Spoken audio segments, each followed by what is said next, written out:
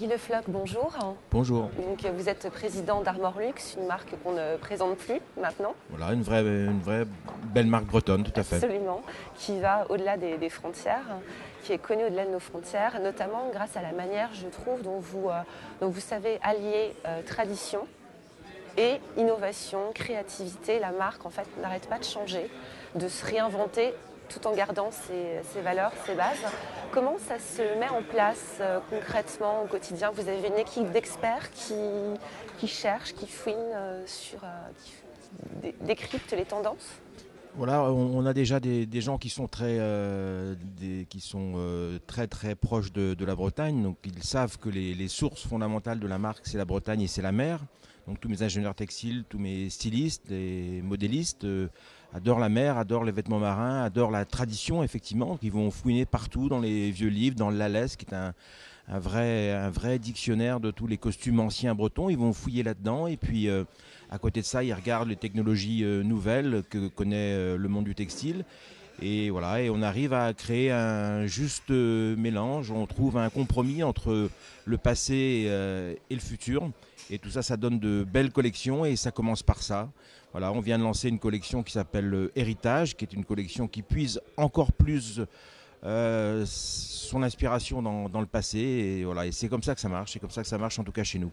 Alors, il y a l'innovation sur le produit en tant que tel, et puis il y a aussi des innovations, j'imagine, autres de services, de distribution, techniques. Effectivement, nous, on vit dans un monde qui est très complexe. Le textile en France, c'est pratiquement pari impossible. Donc, on est obligé d'innover dans tous les compartiments de l'entreprise.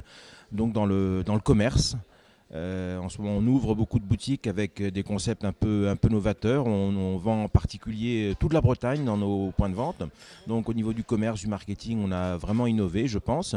Ensuite, au niveau de la recherche, on est allé assez loin parce qu'on a créé un vrai labo normé chez nous. Donc, la qualité chez Armor Luxe, c'est quelque chose de fondamental et c'est aussi beaucoup de créativité.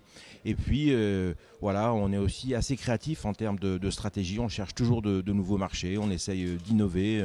On habille tous les factrices et facteurs de France et ils sont heureux et contents de porter de l'Armor Luxe. Donc voilà, on cherche dans tous les coins à créer tous les jours, tous les matins, tous les soirs. Nous créons dans tous les compartiments de la maison. Quel conseil vous pourriez donner à des entrepreneurs qui souhaiteraient booster un petit peu leur activité en devenant un peu plus créatifs? Il faut faire appel à des experts, là encore, ça peut parfois coûter un petit peu cher.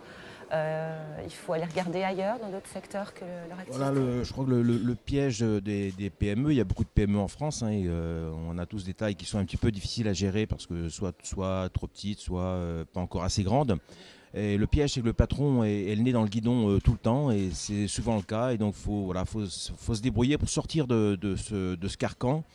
Et il faut respirer à l'extérieur, il faut discuter avec des gens, il faut participer à des clubs d'amis, discuter avec des collègues qui ont d'autres problèmes, rencontrer des cabinets de conseil sans payer trop cher. Et puis, ne pas hésiter à acheter un petit coup d'œil sur le monde, puisque aujourd'hui le monde est définitivement ouvert. L'Europe est très très très ouverte sur le reste du monde en tout cas, et on ne peut pas aujourd'hui faire prospérer une PME sans avoir un regard au moins européen.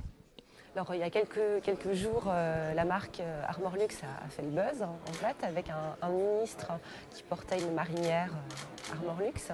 C'est vous qui l'avez appelé pour porter cette marinière? Comment ça s'est passé? Non, pas du tout. C'est là aussi de la volonté farouche de faire connaître nos vêtements. Donc, on a un bureau de presse qui est très dynamique à Paris, qui prête une trentaine de vêtements par jour. Voilà. Et ce jour-là, un journaliste du Parisien est passé emprunter une marinière, on ne savait pas pour qui. Et le lendemain, on a découvert cette marinière sur les épaules du ministre. Et voilà, ça fait le buzz et c'est plutôt sympa pour la marque. C'est une belle reconnaissance de notre savoir-faire breton. Alors, son message, c'était mettre en avant, en valeur le Made in France. C'est un défi pour vous de continuer à avoir une production française. C'est important, c'est un impératif. Voilà, alors c'est d'abord une promesse de l'entreprise vis-à-vis de ses salariés, de défendre leur emploi français, enfin breton donc français. Et voilà, et l'avenir de cette entreprise ne s'imagine pas sans ce paramètre définitivement respecté.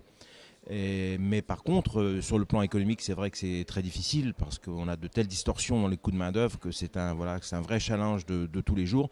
Nous, on l'a, je pense, définitivement contourné parce qu'on a la chance dans cette marque d'avoir